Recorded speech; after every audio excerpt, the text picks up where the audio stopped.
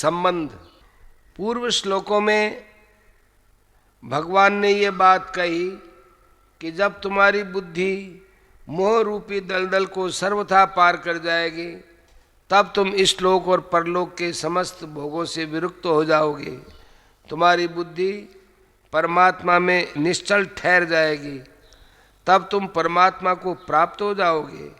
इस पर परमात्मा को प्राप्त स्थितप्रज्ञ सिद्ध योगी के लक्षण और आचरण जानने की इच्छा से अर्जुन पूछते हैं।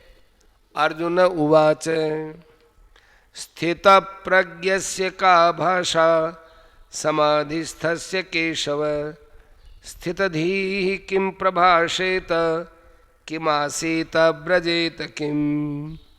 अर्जुन बोले, हे केशव, समाधि में स्थित परमात्मा को प्राप्त हुए स्थिर बुद्धि पुरुष का क्या लक्षण है? वह स्थिर बुद्धि पुरुष कैसे बोलता है, कैसे बैठता है और कैसे चलता है? प्रश्न। यहाँ केशव संबोधन का क्या भाव है? उत्तर। क, ई, ईश और वै इन चारों के मिलने से केशव पद बनता है, अर्थात कै माने ब्रह्मा, ए माने विष्णु, ईश माने शिव। इन तीनों जिसके वै माने वपु अर्थात स्वरूप हों उसको केशव कहते हैं।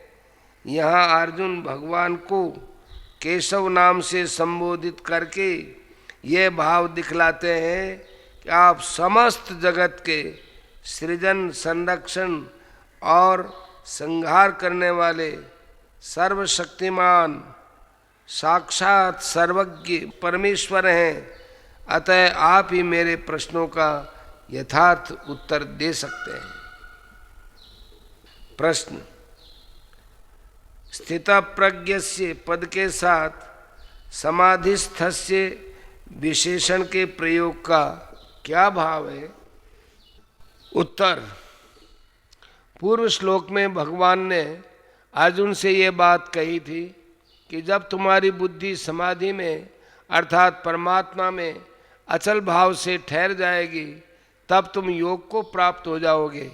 उसके अनुसार यहाँ अर्जुन भगवान से उस सिद्ध पुरुष के लक्षण जानना चाहते हैं जो परमात्मा को प्राप्त हो चुका है और जिसकी बुद्धि परमात्मा में सदा के लिए अचल और स्थिर हो गई है।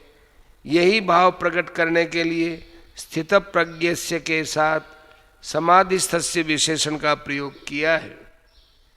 प्रश्न। उपर्युक्त अवस्था परमात्मा को प्राप्त सिद्ध पुरुष की अक्रिय अवस्था माननी चाहिए या सक्रिय अवस्था? उत्तर। दोनों ही अवस्थाएं माननी चाहिए। अर्जुन ने भी यहाँ दोनों की बात पूछी है। किम प्रभाषेत और किम ब्रजेत से सक्रिय की और किम आसीत से अक्रिय की। प्रश्न। भाषा का अर्थ वाणी न करके लक्षण कैसे किया? उत्तर। स्थिर बुद्धि पुरुष की वाणी के विषय में किम प्रभाषित अर्थात वो कैसे बोलता है, इस प्रकार अलग प्रश्न किया है। इस कारण यहाँ भाषा शब्द का अर्थ वाणी न करके भाष्यते कथ्यते अनया इति भाषा, जिसके अनुसार वस्तु का स्वरूप बताया जाए उस लक्षण का नाम भाषा है। इस व्युत्पत्ति के अनुसार भाषा का अर्थ लक्षण किया गया है। प्रचलित भाषा में भी परिभाषा शब्द लक्षण का ही पर्याय है, उसी अर्थ में यह भाषा शब्द का प्रयोग किया गया है। प्रश्न। स्थिर बुद्धि पुरुष कैसे बोलता है, कैसे बैठता है, कैसे चलता है? इन प्रश्नों में क्या साधारण बोलने, बैठने और चलने की बात है या कुछ विशेषता है? उत्तर। परमात्मा को प्राप्त सिद्ध पुरुषों की सभी बातों में विशेषता होती है, अतएव उसका साधारण बोलना, बैठना और चलना भी विलक्षण ही होता है। किंतु यहाँ साधारण बोलने, बैठने और चलने की बात नहीं है। यहाँ बोलने से तात्पर्य है उसके वचन, मन के किन किन भावों से भावित होते हैं, बैठने से तात्पर्य व्यवहार रहित काल में उसकी कैसी अवस्था होती है, और चलने से तात्पर्य उसके आचरण कैसे होते हैं। संबंध। पूर्व श्लोक में अर्जुन ने परमात्मा को प्राप्त हुए सिद्ध योगी के विषय में 4 बात पूछी हैं। इन चारों बातों का उत्तर भगवान ने अध्याय की समाप्ति पर्यंत दिया है। बीच में प्रसंगवश दूसरी बातें भी कही हैं। इस अगले श्लोक में अर्जुन के पहले प्रश्न का उत्तर संक्षेप में देते हैं। श्री भगवान उवाच प्रजहाति यदा कामान् सर्वान् पार्थ मनोगतान् आत्मन्येवात्मना तुष्टः स्थितप्रज्ञस्तदोच्यते। श्री भगवान बोले, हे अर्जुन, जिस काल में यह पुरुष मन में स्थित संपूर्ण कामनाओं को भली भांति त्याग देता है और आत्मा से आत्मा में ही संतुष्ट रहता है, उस काल में वह स्थित प्रज्ञ कहा जाता है। प्रश्न। सर्वान विशेषण के सहित कामान पद किनका वाचक है और उनका भली भांति त्याग कर देना क्या है? उत्तर। इस लोक या परलोक में किसी भी पदार्थ के संयोग या वियोग की जो किसी भी निमित्त से किसी भी प्रकार की मंद या तीव्र कामनाएं मनुष्य के अंतःकरण में हुआ करती हैं, उन सब का वाचक यहाँ सर्वान विशेषण के सहित कामान पद है। इनके वासना, स्प्रिया, इच्छा और तृष्णा आदि अनेक भेद हैं। इन सब से सदा के लिए सर्वथा रहित हो जाना ही उनका सर्वथा त्याग कर देना है। प्रश्न। वासना, स्प्रिया, इच्छा और तृष्णा में क्या अंतर है? उत्तर। शरीर, स्त्री, पुत्र, धन, मान, प्रतिष्ठा आदि अनुकूल पदार्थों के बने रहने की और प्रतिकूल पदार्थों के नष्ट हो जाने की जो राग द्वेष जनित सूक्ष्म कामना है, जिसका स्वरूप विकसित नहीं होता, उसे वासना कहते हैं। किसी अनुकूल वस्तु के अभाव का बोध होने पर जो चित्त में ऐसा भाव होता है कि अमुक वस्तु की आवश्यकता है, उसके बिना काम नहीं चलेगा, इस अपेक्षा रूप कामना का नाम स्प्रिया है।